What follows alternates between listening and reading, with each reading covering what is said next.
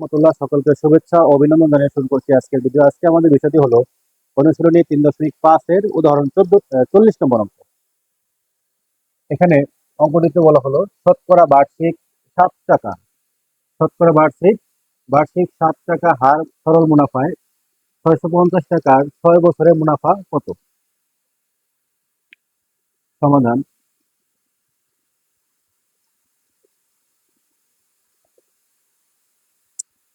এখানে প্রথমেই বলা হয়েছে শতকরা বার্ষিক 7 টাকা মুনাফায়, হার মুনাফায়, সরল মুনাফা বলছে এখানে এত টাকার 6 বছরের। তাহলে এই যে শতকরা বার্ষিক 7 টাকা হার মানে হলো এটাই হচ্ছে মুনাফার হার। আমরা লিখবো এখানে মুনাফার হার, মুনাফার হার সেটাকে প্রকাশ করা হয় আর দ্বারা। মুনাফার হার হচ্ছে আর, আর ইকুয়াল 7%। কেন পার্সেন্ট দিলাম? এখানে বলা আছে শতকরা বার্ষিক, তার মানে শতকরা মানে হচ্ছে পার্সেন্ট, আমরা এখানে পার্সেন্ট ব্যবহার করলাম। এখন পার্সেন্ট মানে হচ্ছে নিচে 100, এই 7কে যদি আমরা 100 দিয়ে ভাগ করি তাহলে হবে 0.07। এরপরে রয়েছে বলছে যে 650 টাকা, তার মানে এটা হচ্ছে আসল। আমরা লিখবো আসল, পি সমান, আসলকে প্রকাশ করা হয় পি, মূলধন যেটা 650 টাকা। এরপরে বলা হয়েছে 6 বছরের মুনাফা, বছর মানে সময়, এটা এটা হচ্ছে সময়, তাহলে সময় এন সমান 6 বছর, 6 বছর। চেয়েছে কি যে মুনাফা কত, তাহলে মুনাফা,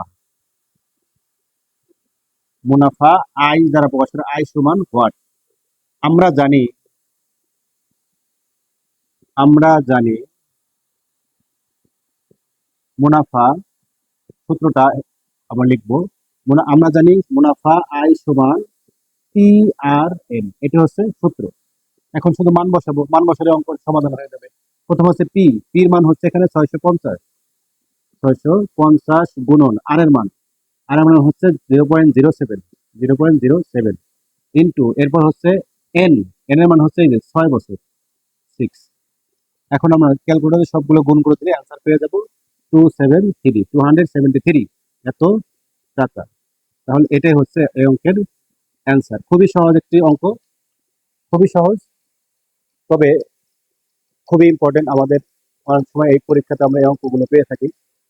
অঙ্কটা আমরা আবার একটু খেয়াল করি। অঙ্কটিতে বলা হয়েছিল যে শতকরা বার্ষিক 7 টাকা হার সরল মুনাফায়, তার মানে এই যে শতকরা বার্ষিক 7 টাকা হার, এইটুকু হচ্ছে আমাদের এখান থেকে বুঝতে হবে এটারও কি মুনাফার হার কত পার্সেন্ট? 7%। কেন পার্সেন্ট দিলাম? ওই যে শতকরা বলা আছে এই কারণে পার্সেন্ট। পার্সেন্ট মানে নিচে 100, 100 দিয়ে ভাগ করলে 7/100, তাহলে হবে 0.07। এরপরে হলো এত টাকার, মানে এটা হলো আসল, পি সমান 650, সময় এন সমান 6 বছর। এরপরে চেয়েছে হলো মুনাফা, তাহলে মুনাফা আই সমান হোয়াট? আমরা জানি মুনাফা আই সমান পি আর এন।